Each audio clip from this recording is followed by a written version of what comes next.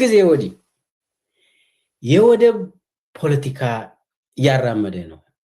የወደብ ጥያቄ የወደብ ወደብ ወደብ ያስፈልገናል። ኢትዮጵያ ወደብ ትፈልጋለች። አሁን አብይ ብሔራዊ ጥቅም የሚባል ነገር ቅድም አይተናል። ከዚሁ ጋር ይያያዛል የወደብ ጥያቄ። አብይ የሚያራምደው የወደብ ፖለቲካ የማን ጥቅምን ከግምት ውስጥ ያስገባ ነው? ምንድነው? የማን ጥያቄ ነው ይሄ? ለምንድነው በዚህ ሰዓት እና በጣም በተጋጋለ ለምንድነው አብይ የሚያካሂደው ይሄንን የወደብ ፖለቲካ? ጥሩ። አሁን በቀረበው መሰረት ነገሩ ወደ 2 ዓመት እየሄደ ነው። ይሄ የወደብ ፖለቲካ ከተነሳ ወደብ ያስፈልገናል፣ ምክንያቱም ስብራት ነው ስለተባለ። ማንም ሀገር ወደብ ይፈልጋል። በነገራችን ላይ ማንም ወደብን የማይፈልግ የለም። ለምን? ይሄ ምድር ዓለም 2 ነገሮች ነው ያሉት። አንዱ የብስ ነው፣ አንዱ ባህር ነው። ሁለቱንም ትጠቀማለህ። ስለዚህ የብስ ላይ ብቻ ካለ ወደ ውሃ መሄድ። ውድ ወንድሞቼ እህቶቼ፣ ኤቨሪባዲ ኢትዮጵያኖች፣ እንግዲህ ስም ብዬ ልቀዳው ነበረና በቃ ነገርየው የሚያሻፍድ ሆነ። የሚያወሩት ወሬ ሁለቱም ዶክተሮች አስተማሪዎች ናቸው፣ ተምረዋል እና ሁለቱም ከኦሮሞ ህብረተሰብ የመጡ ናቸው። ምንም እንኳን አዝቄል ኤርትራዊ ነው ቢለው እነ ቆሪጥ የሚሉትን እና አደገኛ ሰዎች ናቸው እነዚህ።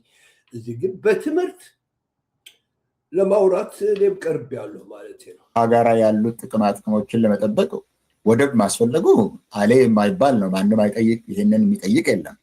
ነገር ግን ሁሉም ሀገሮች የወደብ አክሰስ የላቸው፣ ወደ ወደብ ለመድረስ አይችሉም። ምክንያቱም የውሃ ዳርቻ የላቸው፣ የባህር ዳርቻ የላቸው። እዚህ ላይ ሌዲስ ኤንድ ጀነራል ይኸውላችሁ፣ ለምሳሌ አፍሪካ ውስጥ እንደገና ደጋግመን እንደምናመጣው ሁሌ እነዚህ በቢጫ የተቀቡት ሀገሮች ወደብ የላቸው ማለት ነው። አፍሪካ ውስጥ ማለት ነው ወደ 44 ናቸው፣ 45 የሚሆኑ ሀገሮች አሉ። እንደዛ ኢትዮጵያም አንዷ ነች። የተዘጉ ማለት ነው። በመሬት የተዘጉ ላንድ ሎክድ የሆኑ አሉ። ክርክሩ እዛ ላይ አይደለም ማለት ነው። ያስፈልጋታል፣ ኢትዮጵያ ታገኝ ያስፈልጋታል። ነገር ግን ኢትዮጵያ ብቻ ሳይሆን ላንድ ሎክድ የሆኑ ብዙ ሀገሮች አሉ። ወደብ ግን ከነዚህ ከየብሱ ላይ ወደ ውሃ ሄደን ግን እንቅስቃሴ ያስፈልጋል። ማስፈልጉ ላይ ማንም አይከራከርም። አሁን እነሱ የሚከሷቸው የኢህአዴግ መሪዎችም ይሄን እዚህ ላይ አይከራከሯቸውም እኮ ወደ ውሃ መድረስ ያስፈልጋል። እዚህ ጋር የሚከራከር የለም። እስከ ሶማሊያ ጀምሮ እስከ ኤርትራ ድረስ የኢትዮጵያ ራይት እንደሆነ መብቷ እንደሆነ ይሄ ደግሞ ይሄ ሰው ከሄደ በኋላ የሚደረግ ነገር ነው። ቀላል ማንም ሰው የከለከለው የግድ ነው። የውሃ ዳርቻ የሌላቸው ሀገሮች ግን በህግ ነው፣ በዓለም አቀፍ ህግ ነው። በነገራችን ላይ የዓለም አቀፍ እንግዲህ ጠቅላይ ሚኒስትሩ የሚሉት አሁን ሰሞኑንም ያሉት በህግ ነው የምንፈልገውን አይደለም፣ በህግ በዓለም አቀፍ ህግ ማለት ነው። ይሄ ዓለም አቀፍ ህግ ማለት የትኛውን ነው የሚያወሩት? የትኛውን ዓለም አቀፍ ህግ ነው? እነዚህ ስምምነቶች ሁለት ሀገሮች ስምምነቶች ሊያደርጉ ይችላሉ። የተለያየ ነገሮችን ትሪቲስ አግሪመንትስ ሊኖሩ ይችላሉ በዚህ ጉዳይ ላይ። ይህንን የሚገዛ ዓለም አቀፍ ህግ የሚባለው እኔ እስከማውቀው ድረስ ያለ ህግ ትምህርት ያላችሁ እናንተ ናቸው። እኔ እስከማውቀው ድረስ ይሄ የዩናይትድ ኔሽንስ ላው ኦፍ ሲ የሚለው በ1982 ለፊርማ ክፍት ሆኖ ኢትዮጵያ በ2012 የፈረመችው ነው። ይሄ ነው አይደለም? ህጉ ያለው ይሄ ነው። ኢትዮጵያ እንደዛ ከሆነ ሰዎቹ ሁሌ የማቀርበው ይኸውላችሁ ራይት ኦፍ አክሰስ of landlocked states to and from the sea ፍሪደም ኦፍ ትራንሲት ይላል። ይሄ ሁለት አርቲክል ብቻ ነው ያቀረብኩላችሁ። ዓለም የሚያውቀው ህግ እነዚህ ናቸው። እዛ ገብታችሁ ጉግል ብታረጉ በዚህ አርዕስት ታገኙታላችሁ እና ትማሩታላችሁ። ሌላ ህግ እኮ የለም። ለምንድን ነው ህግ ላይ ያልቀረበው ሰው? የሚገባት ከሆነ ኢትዮጵያ ለምን በህግ ለምንድን ነው በህግ እያሉ የሚያጨበረብሩት? በህግ ከሆነ ለምን አይከሳትም? ኤርትራ ነው ብላችኋል። ለመክሰስም ኢንቴንሽን የለውም። ምክንያቱም ህጋዊ መሆኑን ያውቀዋል። በ2012 ነው ፈርማ የዛ ተገዥ የሆነችው። ስለዚህ የብልጽግናው ፕሬዚደንት 2012 ነው ያለው። ያኔ ከተፈረመማ ኢትዮጵያ እንደገና ተቀብለዋለች ራሷ ማለት እኮ ነው። እስኪ እንስማው ላይ የዓለም አቀፍ እንግዲህ ጠቅላይ ሚኒስትሩ የሚሉት አሁን ሰሞኑንም ያሉት በህግ ነው የምንፈልገው ነው አይደለም? በህግ በዓለም አቀፍ ህግ ማለት ነው። ይሄ ዓለም አቀፍ ህግ ማለት የትኛውን ነው የሚያወሩት? የትኛውን ዓለም አቀፍ ህግ ነው? እነዚህ ስምምነቶች ሁለት ሀገሮች ያየ ስምምነቶች ሊያደርጉ ይችላሉ። የተለያየ ነገሮችን ትሪቲስ አግሪመንትስ ሊኖሩ ይችላሉ በዚህ ጉዳይ ላይ። ይህንን የሚገዛ ዓለም አቀፍ ህግ የሚባለው እኔ እስከማውቀው ድረስ ያለ ህግ ትምህርት ያላችሁ እናንተ ናቸው። እኔ እስከማውቀው ድረስ ይሄ የዩናይትድ ኔሽንስ ሎ ኦፍ ሲ የሚለው በ1982 ለፊርማ ክፍት ሆኖ ኢትዮጵያ በ2012 የፈረመችው ነው። 2012 ፈርማለች ኢትዮጵያ። እኔ አላውቅም ነበር። በቃ ይህንን ተስማምታለች። በዚህ እኮ ማለት እኮ ነው ሰዎች ምን ነው እኛ እኮ የምናደርገው ጨነቀኝ። አሁንማ ምንድን ነው ምን አይነት ጨዋታ እንደሚጫወቱ ማለት ራሷ የፈረመችው እኮ ነው የሚላቸዋል። ኦኬ ይሄ ነው አይደለም ህጉ ያለው ይሄ ነው። ኢትዮጵያ በ2012 ነው ፈርማ የዛ ተገዥ የሆነችው። እኔ አልፈረምኩም ካላ ሌላ ነገር ነው። እኔ አልፈረምኩም ልክ እንደሚለው እንዳለ ምናምን ኤርትራን ማን ነው የሰጣት? የፈረመ ሰው ከሱ በፊት የነበሩ መንግስታት አይደለ የኢትዮጵያን ዕዳ ይከፍላሉ። እሱም ሲሄድ የእሱን ዕዳ የሚመጡ ሰዎች ይከፍላሉ። በፍጹም አይገባቸው። ስለዚህ የብልጽግናው ፕሬዚደንት የሚያወሩት ዓለም አቀፍ ህግ ስለሱ ከሆነ ኢትዮጵያ ራሷ የፈረመችው 2012 ነው። እነሱ ደግሞ ምንድን ነው የሚሰጡት? ምንድን ነው ለኢትዮጵያም ይሁን ለማንኛውም የሚሰጡት? ህግ ስለሚሉ እሳቸው በህግ ስላሉ ነው። ወደ ሌላ ሁሉ እንመጣለን። በህግ ከሆነ ለኢትዮጵያ የሚያስፈልገው ይሄ የዓለም አቀፍ ህግ የሚባለው ይሄ ሎ ኦፍ ሲ የሚለው ስለ ሶስት ነገሮች ነው የሚያወራው። አንደኛው ፍሪደም ኦፍ ሲ የሚለው ነው። አንደኛው ካቴጎሪ ማለት እያንዳንዱ ሀገር ያለምንም ነን ዲስክሪሚኔተሪ በሆነ መንገድ ለመቅዘፍ ወደ ባህር ለመሄድ በዛ ላይ ለመብረር አሳ ለማጥመድ ይችላል የሚል ነው። ይሄኛው ግን የትኛው ጋር ነው? ኦፕን ሃይ ሲስ የሚባለው ላይ ነው። ሃይ ሲስ የሚባለው ላይ ነው። ምክንያቱም ዳርቻ ያላቸው ሀገሮች ሌላ መብት ደግሞ አላቸው። እንደሱ ናሽናል ሶቨርኒቲ አላቸው። በዛ ላይ እስከ 12 ኪሎ ሜትር ቴሪቶሪያል ዋተር ይባላል። እስከ 24 ኪሎ ሜትር ኮንቲጊወስ ይባላል። ከዛ ደግሞ እስከ 200 ኪሎ ሜትር ድረስ ነን ኤክስክሉሲቭ ነው። ኤክስክሉሲቭ የሚባል ኢኮኖሚክ ዞን የሚሉት ነገር አለው እና እነዚህ መብቶች ዳርቻ ላላቸው ነው የሚሰጠው። ሰዎቹ ይህን ነው ፕሮፌሰሩ የሚያስተምረው ያለው። ይሁን እንግዲህ ላንድ የሚለው ይሄ ቢጫ መሬት ነው።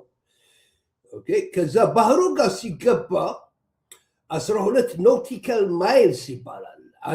ከአንድ ማይል ይበልጣል። ኖቲካል ማይል ማለት ይሄኛው ሲጠቃለል እንግዲህ ምን እንደሚሆን እነግራቸዋለሁ።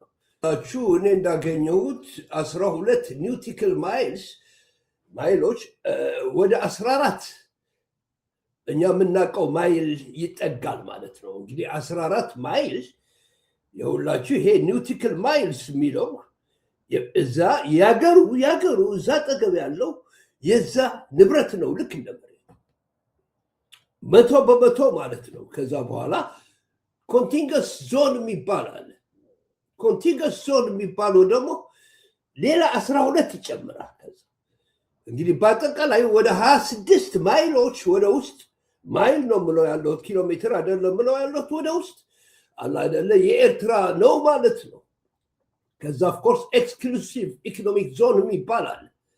እስከ 200 ማይሎች የሚሄድ እስከዛ ድረስ የራሳቸው ኢኮኖሚ የሚያደርጉበት በቅድሚያ አገሮቹ ናቸው።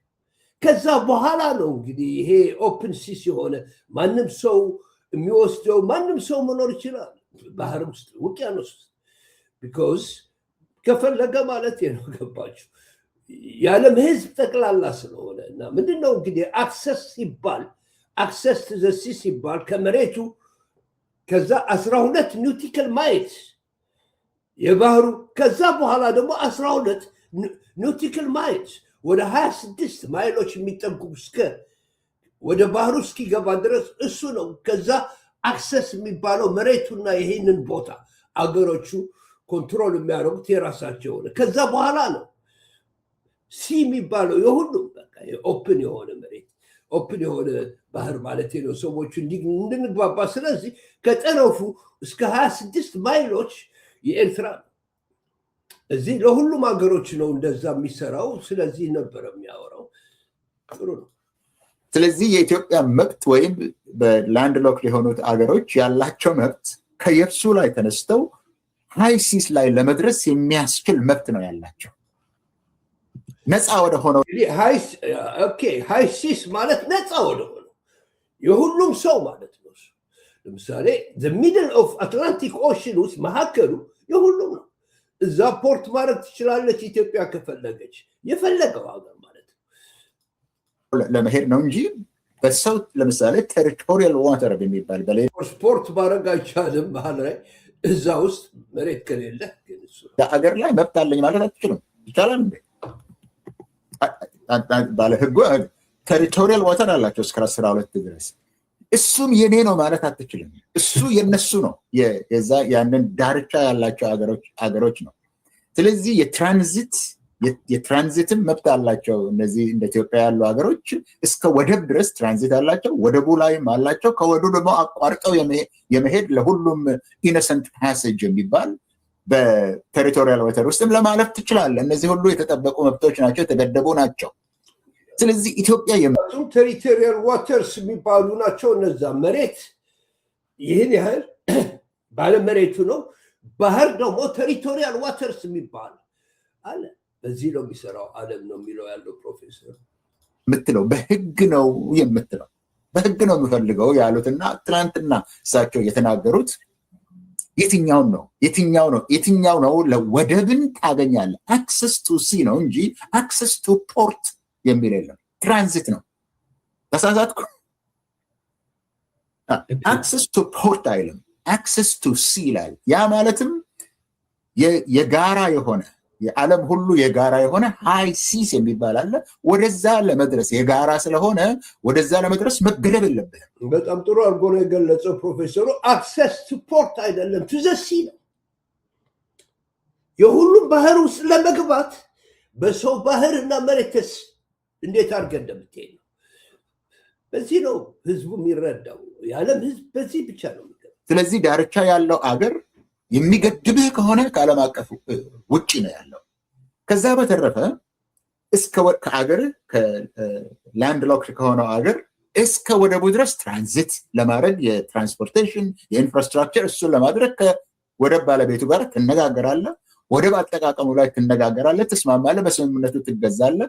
ከወደቡ ደግሞ እስከ ሃይሲ የጋራ ወደሆነው የዓለም አቀፍ የጋራ ንብረት ወደሆነው ሃይ ሲስ የሚባለው ዋናው ውሃ ላይ ለመድረስ ደግሞ በስምምነት ታደርገዋለህ። ይኸውላችሁ እንግዲህ ልክ ባህሩ የኤርትራ ባህር ውስጥ ምናምን የሁሉም ሀገር የኤርትራ ምላችሁ እንደ ኤግዛምፕል ነው ስለለከፈን ነው። እሱን ለመሻገር ሌላ ነው። ከመሬቱ ወደ ውስጥ ወደ ኢትዮጵያ ለማስገባት ደግሞ ሌላ ነው። ተከፋፍሎ ነው የሚነጋገረው። እዚህ ግን ቢዝነስ ነው። ኢትዮጵያኖች ኤሪትሪያኖች ጨካኞች ሊሆንላቸው አይችሉም። ደበኛ አይነት ዲል መስጠት ይቻላል። ቀላል አሁን ባርባራም ቺፐር በሆነ በረከሰ ዋጋ ኦፈር አድርጋዋለች። ባህር አይደለም የሚፈልገው ሰው ባርባራምና ተጠቀም እያለችው ነው ሰዎቹ። ሰውየው የሚፈልገው ግን ነገር ነው፣ መንገስ ነው የሚፈልገው። በኤርትራ ውስጥ ተጭኖ ሰርቫይቭ ለማድረግ ነው። በኤርትራ ጫና ደግሞ ሰርቫይቭ የሚያደርግ የለ፣ እንጥለዋለን ሁላችን። ሌላ ነገር የለም። ለኢትዮጵያ የሚጠቅመው የትኛው ነው? ምን አለበት የኢትዮጵያ ህግ አዋቂዎች፣ የኢትዮጵያ ጠቅላይ ሚኒስትር፣ የኢትዮጵያ አውቃለሁ የሚባሉት ፉከራውን ትተው እኛ እኮ ትልቅ ሀገር ነን፣ እኛ እኮ ታሪካዊ ሀገር ነን ምናምን የሚባለው ነገር ይቅርና ወይም ሽፍቶች ናቸው ያታለሉን የሚባለው ነገር እሱን ተውት፣ ወደ ጎን ተውትና ወይንም ደግሞ አሰብ ምንድነው የሚሉት አሰብ የራስ ገዝ ነው የነበረው የሚለውንም ተውትና ስለማያዋጣ በህግ መሰረት ወይንም አሰብ የአፋር ነው፣ አብዛኞቹ አፋሮች ደግሞ በኢትዮጵያ ውስጥ ስላሉ ወደቡ ራሱ የኛ ነው በኤትኒሲቲ የሚለውን እሱን ሁሉ ተውትና በህግ የምትፈልጉ ከሆነ በዚህኛው ህግ መሰረት ይገባል በለውና ህግን እንደሚያውቅ ዓለም አቀፍን ህግን እንደሚያውቅ ስለ ውጭ ጉዳይና ስለ መልካም ጉርብትና እንደሚያውቅ ሰው ንገሩን። ክራሽ ነው ያደረገው። በትምህርት ነው የገጠመው። ጥሎታል። የሰባተኛ ክፍል ተማሪውን አላደለ የሚገባ ከሆነ አነብ ወይ ደግሞ ስማ፣ ከተማሩት ሰዎች ስማ። ዓለም በህግ ነው የሚተዳደረው፣ በእርግጫ አይደለም። አንተም የት እንደለመድከው እርግጫ አናቅን። አገሮች ግን በሰለጠነ መንገድ በህግ ነው የሚሄዱት ብሎ ነው የሚያወራው። ትራሽ አድርጎት በህግ ይላሉ። አንድ ህግ የለም። ድሮ ነበረ የሚሄዱት ነው የምላችሁ ሰዎች። የዓለም ህዝብ ደግሞ ለነሱ ብሎ ሌላ ህግ መጻፍ አይችልም። ምክንያቱም ዓለም በጠቅላላ ሊወረር መውረር ህጋዊ ማድረግ አይችልም። ነገሩ በዚህ ህግ ነው በለው ተናገረው። አሁን እነዚህ ሁለት ወታደሮች ባለፈው ጊዜ ወጥተው የተናገሩት ታሪኩም ትክክል አይደለም፣ እሱ ፖለቲካውም ትክክል አይደለም፣ እሱ ዓለም አቀፋዊ ህጉም ትክክል አይደለም። ዝም ብሎ ነው የሚያወሩት። እጅግ በሚያሳፍር መንገድ ነው እነሱ የሚያወሩት። አሁን የጠቅላይ ሚኒስትሩ ትናንት የተናገሩት ልመለስ። በህግ ከሆነ ህጉ እንደዚህ ነው በለው። እኔ እንደኔ አስተሳሰብ በህግ ኢትዮጵያ ወደብ ባለቤት እንድትሆን የሚያስገድድ ህግ በዚህ ምድር ላይ የለም። እኔ እስከማያውቅ ድረስ ካለ ደግሞ ነገሩ በህግ ከሆነ እኔ የለም ነው የምለው። አሁን ያለው ህግ ከሆነ ለዛውም የዛሬ 13 ዓመት ኢትዮጵያ የፈረመችውና በዛ በመፈረማ ምክንያት ከዛ የሚገኘው ጥቅም ለመጠቀም የምትችል የሆነችው የዛሬ 13 ዓመት ነው። ይኸውልህ ትቼው ነው ሌላው ታሪኩን ምናምን ሁሉ ትቼ ነው ያለው። እሱ ነው ከሆነ ህጉ እሱ ነው እና በሱ ከሆነ አሳዩን ነው። ሁለተኛ እሳቸው የሚሉት ግን ለ5 ዓመት ለመንን ታገስናችሁ፣ ስለዚህ አሁን እኛ በጣም ውሳኔ አድርገናልና ተደራደሩ ከኛ ጋራ ነው። እንደሱ አይነት ድርድር አለ እንዴ? ጠመንጃ ጭንቅላቱ ላይ ይዘህ ተደራደር ወይም አትተዳደር የሚል ህግ አለ እንዴ? እንዴት ነው የሚገባው? እንደዚህ አንቆ ታመጣታለህ ወይስ አታመጣት? ካላመጣህ እደበድብሃለሁ እያለ አንድ ሴንቴንስ መለወጥ በቀጥታው መንገድ መናገር የማይችል ሰው እደበድብሃለሁ። የምትደበድበኝ ከሆነማ ምን አስማማህ? የምትነጥቀኝ ከሆነ ምንም ምርጫ አለኝ እኔ? ናና ውሰደው ነው አይደለ? ምን አርግ ነው የሚለው? የኤርትራ መንግስት ምን እንዲያደርግለት ነው የሚፈልጉ? አምጣ፣ ተስማማ፣ አሰብን ስጠኝ፣ መሬትን ስጠኝ፣ ኦኬ። ካልሆነ ባህርህን ስጠኝ፣ ካልሆነ መጥቼ እደበድብሃለሁ። በምንድን ነው የሚስማማው የኤርትራ መንግስት? በጣም ይገርማል። መልኬ ሰባል ህግ አዋቂ አንተ ነህ እና ጠመንጃ አስገድደህ ከኔ ጋር ተደራደር የሚባል ነገር አለ እንዴ? ይቻላል በሱ አይነት? አሁን እሳቸው የሚሉት እሳቸው በገልፍ ኦፍ ኤደን በኩል በኤደን ባህረ ሰላጤን በኩል ቀይ ባህር ገብተናል ነው እሳቸው የሚሉት፣ በሶማሌላንድ በኩል። እሱን ትተው ደግሞ እሱን አንካራ እሳቸው ልበላቸው ከባህሌ ውጭ እሳቸው የሚሉት እንዴት አድርገው ነው ወደ ቀይ ባህር የሚገቡት? ኢንዲያን ኦሽን አድርገው ምናምን በዛም አክሰስ አለኝ አሉ። ሰውየው ደህና ናቸው ወይስ እሳቸው እንዴት ሆነው ነው እንደዚህ የሚያደርጉት? ያነባሉ በፍጹም ታሪክ ሲገባቸዋል ወይ? እሳቸው ሄደው አፍርሰውት አታድርገው፣ ሀገር ካልሆነ ሰው ጋር አታድርገው ሲባል የነበረውን ሁሉ ትቶ አንካራ ላይ ሄዶ እጁን ሰጥቶ እጁን ሰጥተው ሰውየው ራሱ የሶማሌላንድ ፕሬዚደንትም ተናግሮታል። ይሄ የጠቀመው የኛ ጉዳይ በዓለም አቀፍ ደረጃ እንዲታወቅ አደረገልን፣ ሁለተኛ ለሶማሊያ ነው እንጂ የጠቀመው ለኢትዮጵያ አልጠቀመም ብሎ እሱ ራሱ ፈራሚው የሶማሌላንድ ፕሬዚደንት የነበረው በዚህ ጉዳይ ላይ ተናግሯል። አሁን አሰብ ነው የሚባለው፣ አሰብ የኛ ነው፣ አሰብ የኢትዮጵያ ነው፣ በታሪክም በትርክትም በምንም እያሉ ነው የኛ ነው ነው። ስለዚህ አሁን በህግ እንወስዳለን፣ ካለበለዚያ ደግሞ በአስገድደን እንደራደራለን፣ እምቢ ካላችሁ እንወራለን ነው። እምቢ ካላችሁ እንወራለን ነው። እንግዲህ በወረራ ከሆነ የሚወሰደው ስለ ህግ ማውራቱ መተው አለባቸው። ወረራ ደግሞ ለኢትዮጵያ ያስፈልጋታል ወይ የሚባለውን ነገር ራሳችሁ ኢትዮጵያውያን ወስኑ። ይሄው ለ7 ዓመት ተዋጋችሁ፣ የገዛ ህዝባቻችሁ ጋር ተዋጋችሁ፣ በምስራቅ በምናም ኢኮኖሚያችሁን አደቀቃችሁ፣ ዲፕሎማሲያችሁን አጠፋችሁ።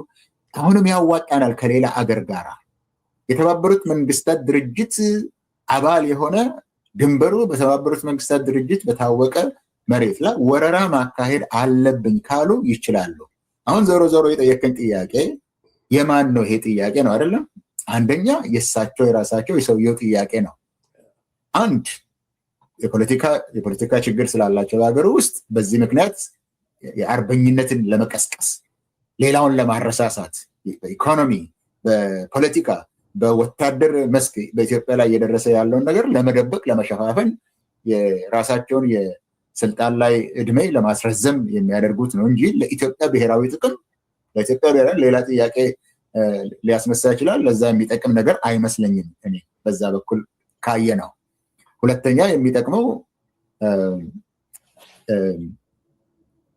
ታሪካዊ ሰው ነኝ እኔ ለኢትዮጵያ ታላላቅ ነገሮችን የሰራው ነኝ። ለምሳሌ አፄ ምኒልክ፣ አፄ ቴዎድሮስ ኢትዮጵያን አንድ ለማድረግ የሞከሩ ታሪካዊ ንጉስ ናቸው ይባላል። አፄ ምኒልክ ኢትዮጵያን አንድ አድርገው የገዙ ይባላል። አፄ ኃይለሥላሴ ኢትዮጵያን ወደ ዘመናዊነት ያሸጋገሩ ይባላል። የአቶ መለስ ኮንቴስትድ ነው፣ ለጊዜው ኮንቴስትድ ነው። እኚህም ሰውዬ የዛ ፍላጎት አላቸው። የ7 ዓመት ጀምሮ ንጉስ መሆናቸው የሚታያቸው ነገር ስለሆነ እኔ ራሴ ማስቀረት አለብኝ የሚሉት ነገር ስላላቸው ይሄንን ደግሞ ሰጣችኋለሁ ብሎ ከግድቡ ወደ ወደቡ የሚል መፈክር ጀምረዋል። የሚገርም ነገር ትንሽ ደግሞ ኋላ ለብዙ ነገርም አድርገዋል እኮ እሳቸውም አላደለ ስንት ነገር ያላረጉታል። የሚገርም አይነት ነገርም ሰርተዋል አለ። በስዕል እየሳሉ የኤርትራን እየጨመሩ በአፍሪካ ውስጥ እኮ አያፍሩም እኮ ሰውየው። ከዛ አልፈው ደግሞ እሳቸው ያደረጉት እኮ ጣናነሽ ምናምን እስካሁን ድረስ አልገባችም። ጣና ውስጥ ገና መከራ ውስጥ ያለች እያሳዩ ምናምን ራሳቸው ስዕል ስለው ጠቅላላ ልክ የህፃን አይነት ስዕል ትልቅ መርከብ ስለው ራሳቸውን እኮ ለጥፈው እኮ ያደረጉት ነገር አለ እኮ ሰውየው እኮ አብደዋል። እንግዲህ ላያደርጉት እንደሆነ እርግጠኛ አይደለሁም። የዛ ችሎታ ያላቸውም አይመስለኝም፣ የዛ ድፍረትም ያላቸው አይመስለኝም። ለፉከራ ነው የሚያደርጉት። ከዛ ውጭ ደግሞ ገንዘብ የሚመጸወቱበት የኤሚሬቶች ጉዳይ አለ። ኤሚሬቶቹ ውረር እናያዝልን እኛ ፖርት ያስፈልገናል ስላሉ የዛ ተላላኪነት ጉዳይ ካልሆነ በስተቀር ምናልባት እስላም ስለሆኑስ ሊሆን ይችላል። ምናልባት የሚያጠፉት አጠፋፍ ክርስቲያኑን እኮ ጨረሱት እኮ ጠቅላላ ቸርቿን እኮ ዲቫይድ አድርገው ጨረሱ። ትግራይ የራሱ ቸርች፣ ኦሮሞ የራሱ ቸርች፣ የኢትዮጵያ ቸርች እኮ ድምጥማጡ ጠፋ። ቄሱም ታረደ። ምናልባት ክርስትናን ለማጥፋትም እድል ተሰጥቷቸው የሆነ እንደ እስላም ስለሆኑ ምን አይነት መከራ ነው። በዚህ ደረጃ ላይ ለኢትዮጵያ በህግ በኩል መብት የሚሰጣት በኃይል በኩልም ደግሞ ተፈላጊነቱ ግድ የሆነ ይሄን ካላገኘች ኢትዮጵያ ትሞታለች የምትለው የሚባለው ነገር አይመስለኝም። እኔ ሎ ኦፍ ዘ ሲ በጣም ታዋቂ ህግ ነው። ታዋቂ ግድ የለም ሰዎች ነግሬያቸዋለሁ። ማውራት የፈለገው ፕሮፌሰሩ ይህንን ነው ሁሌ የማሳያቸው። ሎ ኦፍ ዘ ሲስ የሚባለው ይሄ ነው። እንግዲህ ገብታችሁ እንደዛ ብላችሁ ብታደርጉት ምንድን ነው የሚፈልገው ሰውዬው? በቀደም ደግሞ መቀሌ ውስጥ ሄጄ ያለ ቀዳዳ አግኝቻለሁ ወደ ውስጥ በቱቦ ልወጣ ነው አሰብ ውስጥ እንዴ ገርሞኝ ብሎ ምናምን ሲያወራ ነበረ። አጭሩ ለፍላፊ ሰው ማን ነበር የሚባለው ቆራጣው ቁራጩ ሰዎቹ ረሳሁት እኮ ቆሪጥ አሁን ደግሞ የአሜሪካ መንግስት ኦኬ ኢጅፕት ላይ ደርሶ ተነጋግሮ አዲስ አበባ መጥቷል ባህሩ ይላሉ ለምንድን ነው አሰብ የማይሉት እዛ ጋር አሰብ ቢባል ቃልም አላወጡም እኮ ሰዎች አላወጡም የተስማሙት ደግሞ የታወቀ ነገር ነው ሴኩሪቲ በሰላም እንዲተዳደር ያ ሪጅን ነው ለሰላምነት እና ተባበር በሰላምነት ተባበር ተብሎ ነው የታዘዘው እነሱ ግን ባህር አክሰስ ይላሉ የምንድን ነው ባህር አክሰስ የሚባለው ባህር አክሰስ ከፈለክ በህግ ነው የምትፈልገው ወይስ በኃይል እሱ ነገር ዲሚኒሽ ያደረገበት ነው እና ሰዎቹ ይሄ በጣም ደስ የሚል ኦኬ የምሁራን ዲስካሽን ስለነበረ ነው ወደ እናንተ ያመጣሁትና የተባረኩ ምሁራን እየመጡ ናቸው ከኢትዮጵያ ይሄ መንግስት ካለቀ በኋላ አብረን የምንሰራው ስራ ይኖራል እንጂ ከሱ ጋር የሚሰራ ስራ የለም እና በዚሁ ተዋችኋለሁ ከቻላችሁ ላይክ ኤንድ ሼር አድርጉ ካልሆነ ደግሞ enjoy your life let's say ጀማ ኦኬ don't waste your life በዚህ አሰብ በምናምን የሚባለው ሰውየው ባህር አይደለም የሚፈልገው ያለው ሌላ አይነት ነገር ነው እንዲህ አይነት ነገር ሊሰራ ነው የሚፈልገው ጅቡቲንን ይጠቀልላል ከዛ በኋላ እንዲህ አይነት ነገር ነው ሊሰራ የፈለገው ስለዚህ ሰውየው እዚህ ጋር ብናቆመው ደስ የሚለኝ ይመስለኛል ሌላ ምነግራችሁ ነገር የለም እዚህ ጋር ነገርየው ግን ሳይንስ ነው ከሳይንስ መውጣት አይችልም ሳይንስ ደግሞ ሀቁን ይነግረዋል I'll see you next time